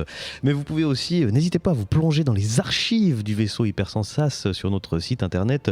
Il y a des très belles choses qui ont été faites et qui sont toujours en ligne, comme l'émission C'est cool, c'est quoi, qui nous faisait découvrir des choses vraiment chouettes. Et surtout, un de mes préférés, le Comité. Si vous êtes fan de Jean-Claude Van Damme, ne passez pas à côté de cette émission. Vous pouvez aussi nous suivre sur les réseaux sociaux. Alors, on est sur Facebook, via le Bouya Comics Club que Nate, bisous Nate, essaye de faire revivre. Vous pouvez nous trouver sur Instagram, Comics Outcast, sur Blue Sky, mais surtout, vous pouvez nous rejoindre dans le Discord du vaisseau Hypersensas. Voilà, il y a une communauté bien sympathique et vous pourrez venir échanger avec les autres auditeurs, auditrices, avec les membres de l'émission, sur les comics, sur les jeux, tout ça. Venez nombreux, on s'entend bien, on rigole bien. Et c'est bonne ambiance, Ouais. Alors, deuxième partie de l'émission ce soir, un focus. On va donc s'intéresser à une œuvre terminée. Je ne sais pas ce qui a été choisi ce soir, donc je vais le découvrir en direct live. Qui va m'en parler ? Je vais prendre la main. C'est je, XT qui va nous présenter le focus de ce soir. je prends la main. Banque. Il faut savoir que c'est le seul qui a pu lire le truc en VF. Ah oui, c'est vrai. Et c'est lui aussi qui l'a proposé. Parce Voilà. que clairement, ni Saïd ou moi ne l'aurions proposé. Nous savions que ce truc existe. Alors dis-nous, qu'est-ce que c'est ? Alors d'abord, je vais commencer par faire un focus sur l'auteur d'abord, et ensuite je Très ferai bien. en 3 parties, et ensuite une conclusion, et ensuite je ferai une partie sur. D'accord, thèse, antithèse, synthèse ? Oui, tout à fait. Très bien. Il faut qu'on mette une note sur 20 à la fin, c'est ça? C'est vraiment 40 comme sur 40. Sur 40. Ouais, Il y a c'est un coefficient QCM 2. à la fin. Oui, et avec deux ça copies va être doubles. corrélé à la température. Alors, Ça va, attention, C'est parti. 32. Ça va? Ça va, Tranquille. Ah, ça va. bonne note. Hein. Pas mal. Pas assez, mais pas mal. Donc, Donc, par contre, Pat Mills. Pat Mills, qui est donc Pat Mills Est-ce que ça réveille quelque chose chez vous? Est-ce que ça vous parle en dehors de ce que vous avez lu ce soir? alors non, moi, ça réveille non. rien. Putain, Jean, je comptais sur toi. Non, là, je l'ai pas. Pat Mills, vous le connaissez certainement pour son œuvre récente, qui est pour moi le truc le moins bien qu'il ait fait, Requiem, Chevalier Vampire. Je pense que ça vous parle. Oui, c'est vaguement. C'est lui qui écrit ça. Oh. Avec Olivier Ledroit, donc, qui est aujourd'hui peut-être la BD française la plus connue, je pense, en France, une des plus connues en tout cas. Mais c'est clairement pas son pic à mon avis. Mais il y a des restes de ce qui lui reste. J'en avais aussi parlé de Pat Mills. Sous le biais de Nemesis Chevalier Vampire qu'on avait évoqué lors d'un Croissant Outcast, qui est une série éditée chez Delirium en 3 volumes. C'est une série antifasciste, allez-y, c'est du caviar de science-fiction. Donc Pat Mills aussi, c'est aussi surtout un des créateurs de 2000 AD ou 2000 AD en version française. Ah, là donc tu me parles. L'équivalent de Métal Hurlant français en Angleterre. Donc là on parle en effet d'un monument de la BD anglaise qui a connu les débuts donc d'Alan Moore et de plein d'autres auteurs. Là, j'ai Garth Ennis, fait partie. David Gibbons, John Wagner, et bref, beaucoup de gens. Ils sont un peu tous passés par là. Les grands noms anglais qu'on connaît maintenant sont presque tous passés par là. Exactement. Globalement, les meilleurs auteurs de comics américains ont commencé en Grande-Bretagne. Exactement. Il y a ça aussi.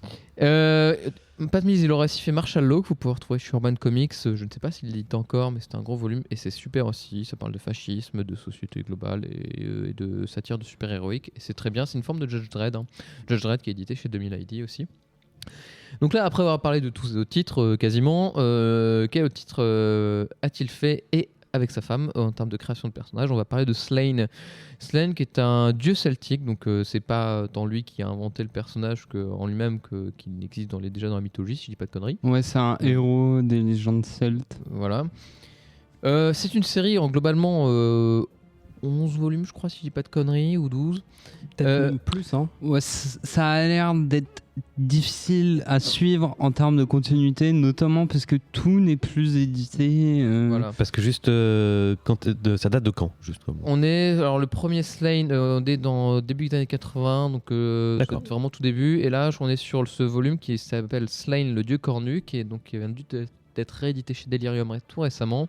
Et qui date de 98. Exactement. Ok, d'accord. Ah oui, donc ça a duré.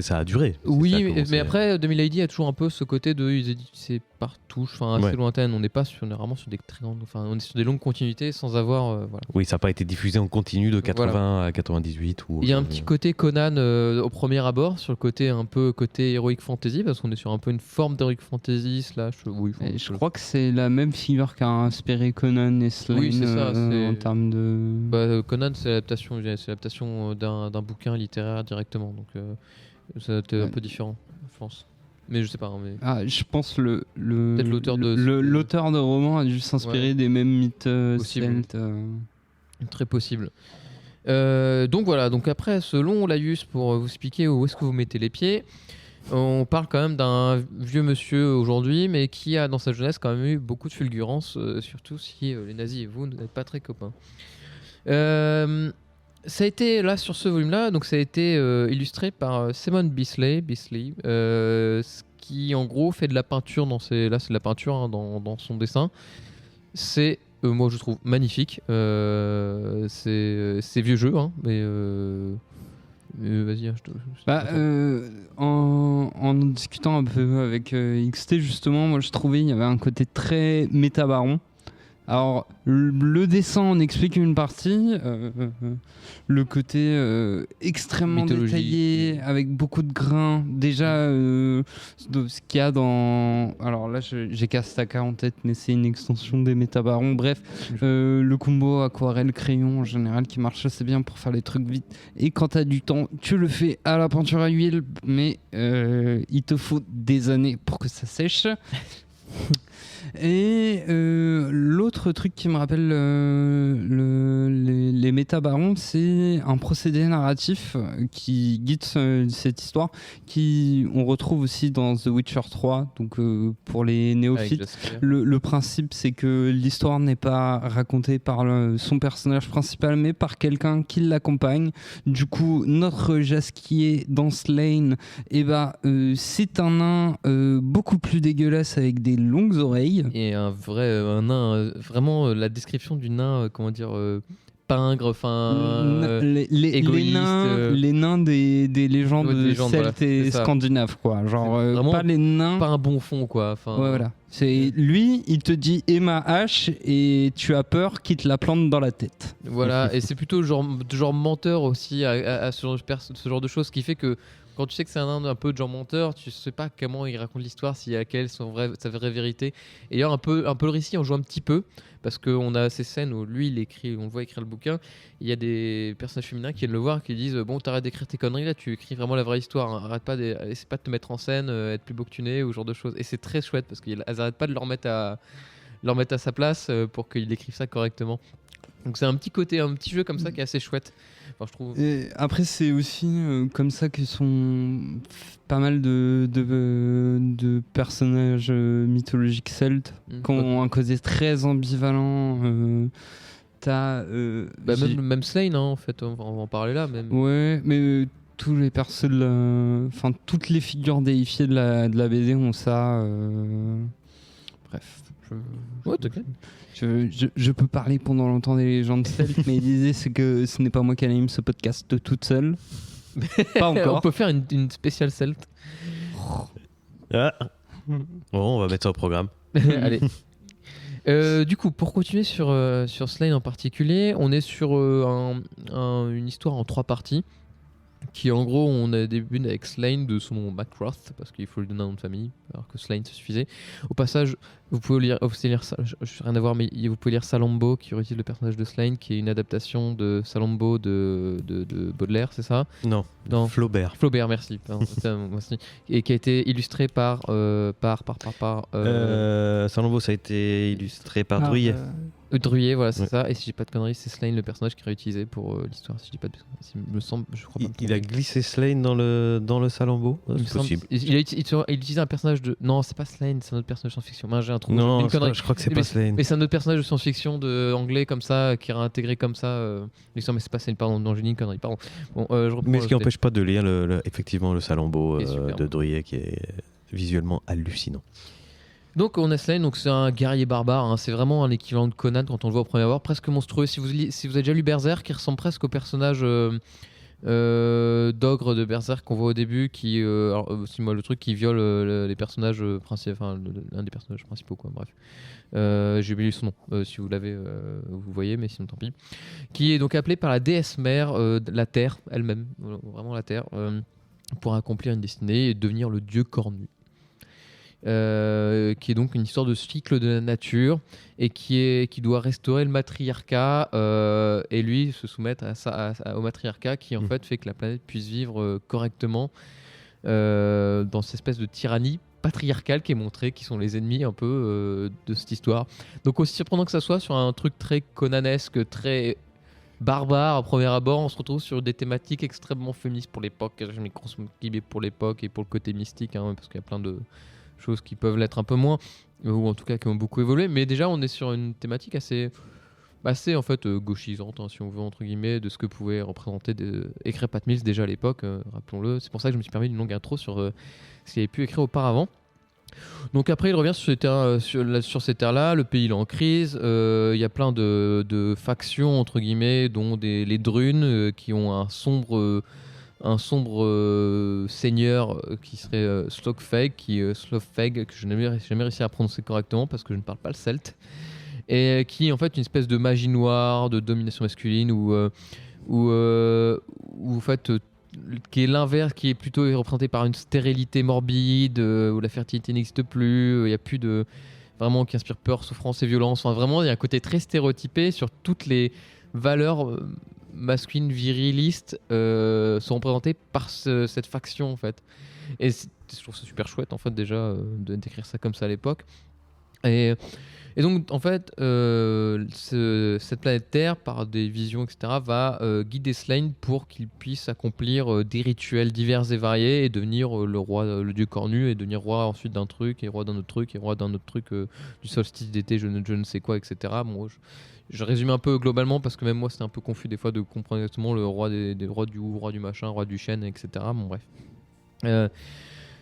Donc il y a tout un côté, il va d'abord en fait prendre connaissance de sa mission, et c'est dans la première histoire, et on va raconter ses exploits avec et ses histoires guerrières, le divin féminin, bref tout ça. J'ai un peu fouillé un peu le départ parce qu'en fait tout le comics est un peu fouillé, très mythologique en fait, donc c'est compliqué d'appliquer, de raconter cette histoire proprement parlant, parce que ça reste une histoire entre guillemets simple, mythologique, entre un personnage qui s'élève au service d'un matriarcat pour ensuite casser la gueule aux méchants et rendre le pouvoir pour devenir le dieu cornu pour servir cette planète Terre et remettre un équilibre global.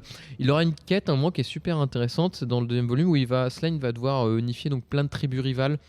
Donc essayer de réunir tout le monde avec des chefs orgueilleux qui ont des traditions, des rancœurs. Et lui, c'est pas un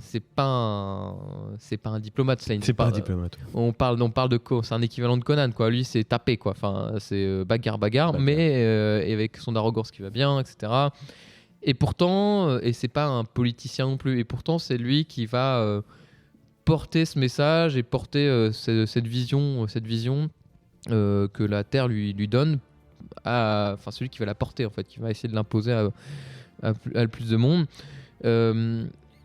Donc en fait, c'est vraiment toute une critique patriarcesque, hein, clairement là-dessus. Il n'y a pas du tout de doute sur le sujet de ce que ça évoque. Donc il va passer sur des monstres de terrain, on va affronter des démons, il va parler aussi de ses anciens échecs amoureux, enfin c'est une relation sexuelle et amoureuse avec d'autres personnages et les échecs qu'il a pu commettre avec des trahisons et ce genre de choses, plutôt côté féminin justement, qui vont être plutôt du côté patriarcal justement, pour le trahir. Bref, il y a tout ce côté-là et on a vraiment ensuite le dernier volume où on a en fait ces scènes de bagarre qui sont vraiment comme une peinture mythologique, comme tu regarderais le sac de Napoléon quand tu vas au Louvre, quoi. Enfin, il y a un côté très grandiloquent que tu te dirais ah ouais, enfin ça paraît grandiose, comme si on racontait vraiment les légendes d'Arthur sous un tableau façon. Je sais pas si vous avez déjà vu le sac de Napoléon, mais c'est un truc qui prend une pièce complète de 15 mètres sur je sais pas combien de mètres, sur 5 mètres de côté, un truc comme ça. C'est impressionnant à regarder, peu importe le sujet, que ce soit Napoléon ou quoi, mais c'est vraiment le côté grandeur du tableau, quoi. Et les dessins sont à la hauteur. Donc voilà, et les dessins sont à la hauteur de ce truc-là, et ces dessins donnent cette impression, s'assoit sur nous, sur une bagarre finale contre Sogfay, qui sont une forme de bagarre psychologique, enfin psychique, métaphysique, autant que physique, sur cette bagarre. Et donc là, le truc, c'est que évidemment, il gagne la bagarre et il devient transcendé par la puissance de la Terre et devient finalement le dieu cornu, un mi-homme, mi-cerf, un truc du genre, en gros. Remis-homme derrière ou pas? Remis-homme derrière.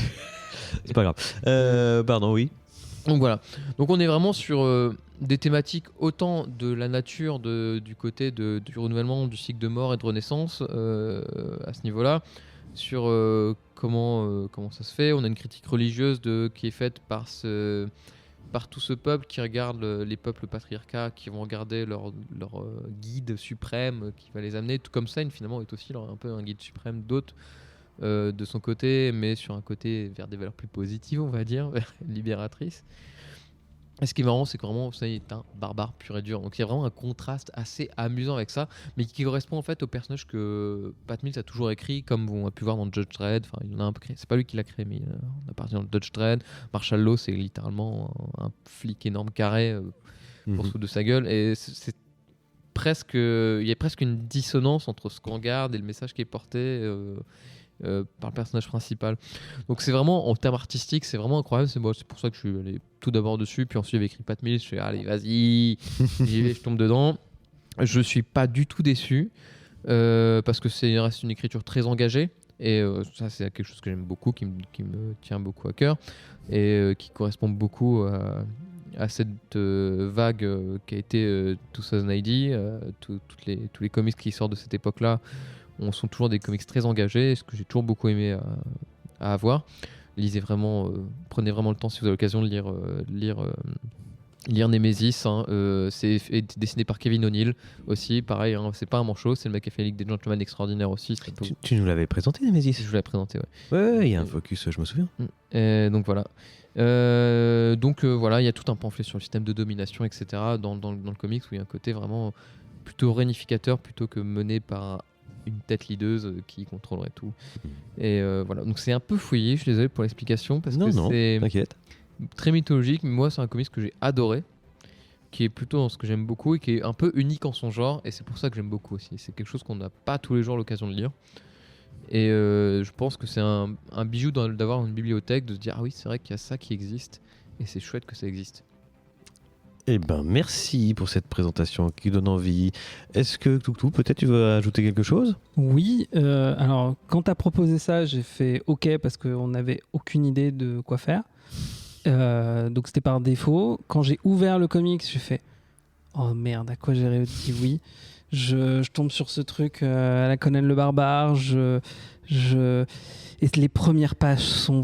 Les 20 premières pages sont très difficiles à lire. Oui, elles sont bien, je suis d'accord. Parce que c'est juste c'est un récapitulatif des tomes précédents. Et il y a des personnages et ils ont un pouvoir. Enfin, et Slain, il a un pouvoir particulier qui permet de se transformer, mais je comprends pas comment ça fonctionne. Et puis il y a tel roi, et puis il y a tel truc. Et à un moment, il s'est battu avec telle personne, et là, il a couché avec telle meuf, et puis finalement ceci, ça. Je ne pigeais rien. J'ai relu le début au moins 2 ou 3 fois. Où je revenais dessus parce qu'en fait je me disais ok, en fait je comprends rien, et puis quand l'histoire commence, là tout de suite je me suis senti partir dans toute cette histoire, dans toute cette mythologie. J'adore les histoires comme ça, justement, la mythologie celte, je la connais pas du tout, à part un peu vite fait les histoires du roi Arthur, mais c'est même pas vraiment celte, si. Si, c'est Partie des légendes celtique. celtes, ensuite réinterprétées par Chrétien de Troyes. Mais c'est comme les légendes scandinaves, en fait, c'est des légendes qui sont majoritairement orales, puis condensées et mises à l'écrit par des auteurs chrétiens, donc avec tous les biais qu'il y a.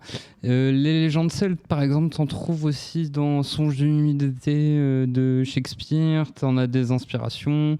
T'avais un film Beowulf, il me semble, pareil là-dessus. Ok. Et légende celte, globalement, le peuple celte a été suffisamment étendu pour que ça dise pas grand-chose. Si tu dis juste légende celte et que tu penses à l'Irlande, bah, t'enlèves déjà toute l'Écosse, l'Angleterre et même une partie de ce qu'est aujourd'hui la France, parce que des peuples celtes, on en a encore des restes Alors, en Normandie, de là d'où je viens, c'est un reste de forêt celtique. Et t'en as aussi en Bretagne, t'en as même dans les Deux-Sèvres. C'est dire à quel point, genre, t'en as un peu partout. Ok. Clairement, c'est un truc que Enfin, tu vois, ça te donne envie de découvrir toute cette culture, toute cette mythologie. Et notamment parce que voilà, je m'attendais à un truc hyper musculature protéinée. Ouais. Et en fait, on est sur... Parce que XT l'a bien expliqué, mais il y a toute une critique sur leur système actuel où ils ont une déesse, ils ont des druides qui sont censés être les paroles, le relais de la parole. la parole de la déesse, mais qu'en fait il y a tout un débat, enfin c'est pas vraiment un débat, mais plus il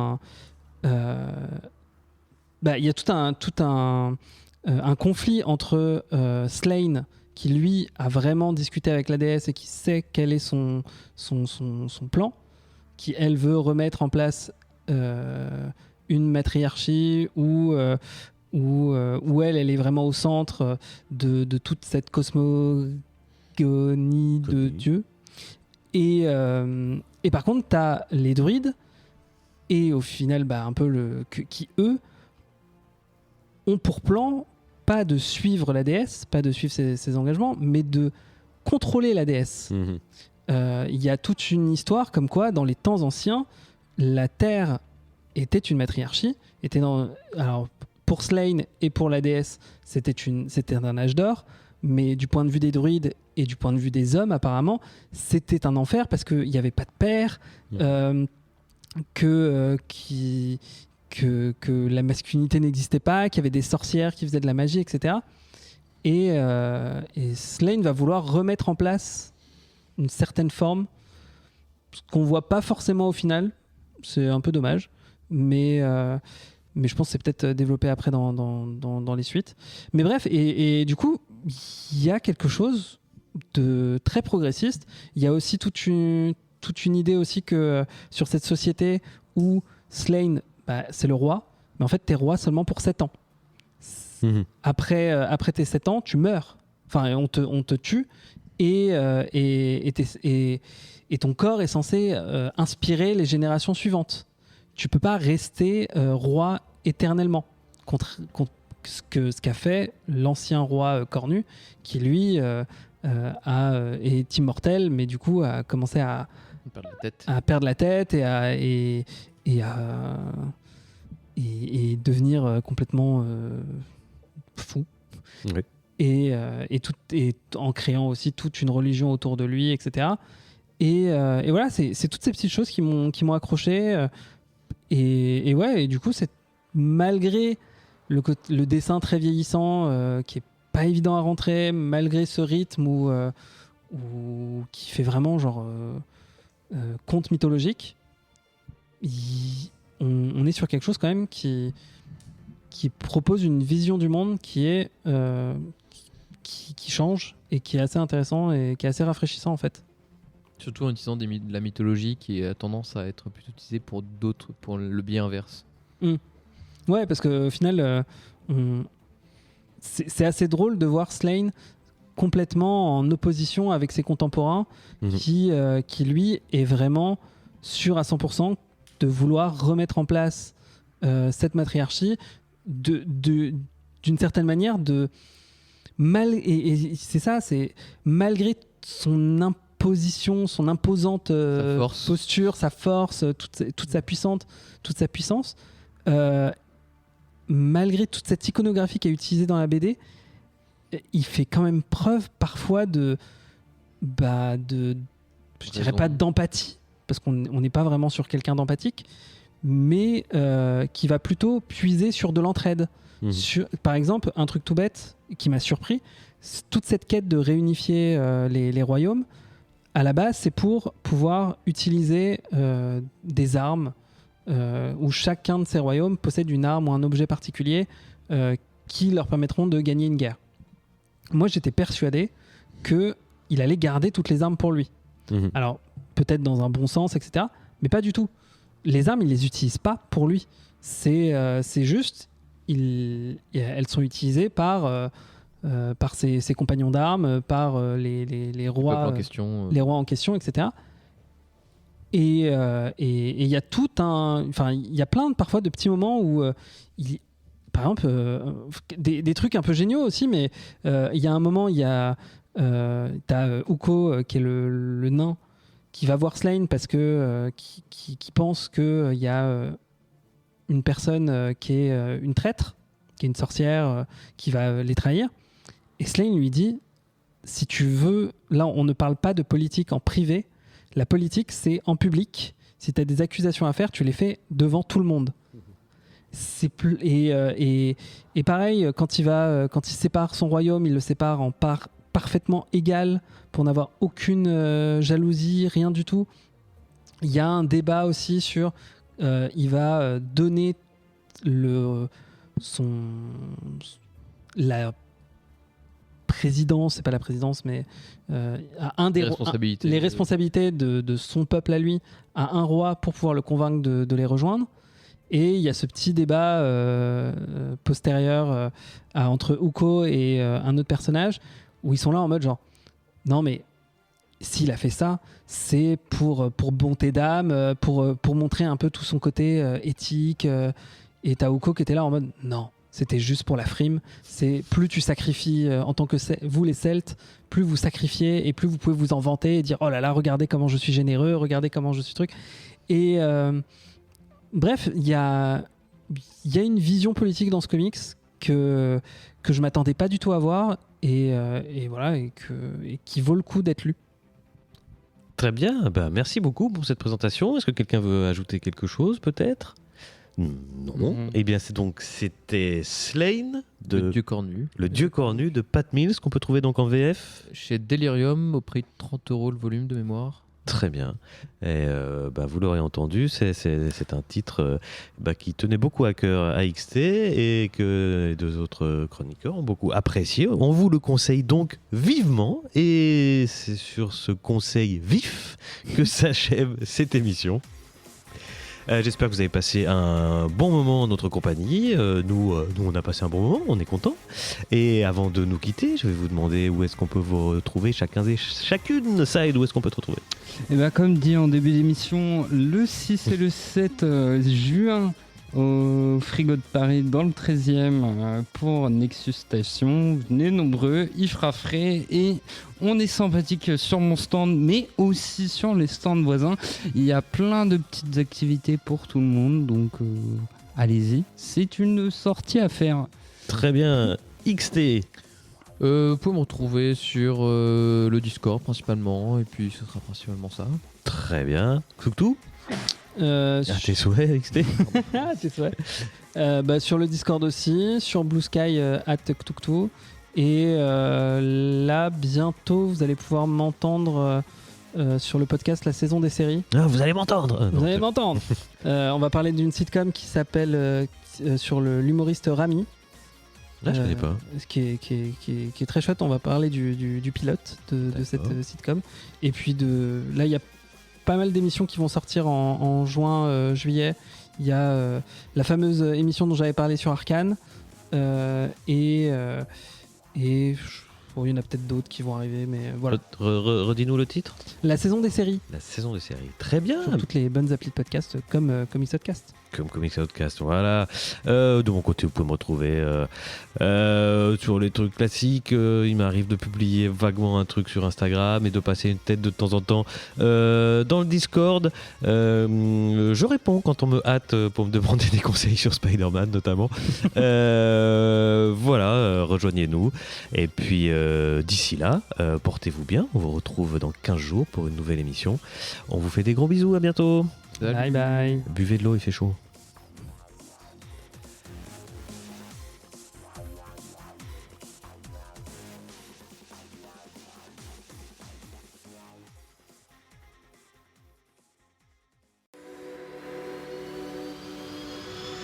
Fin de transmission.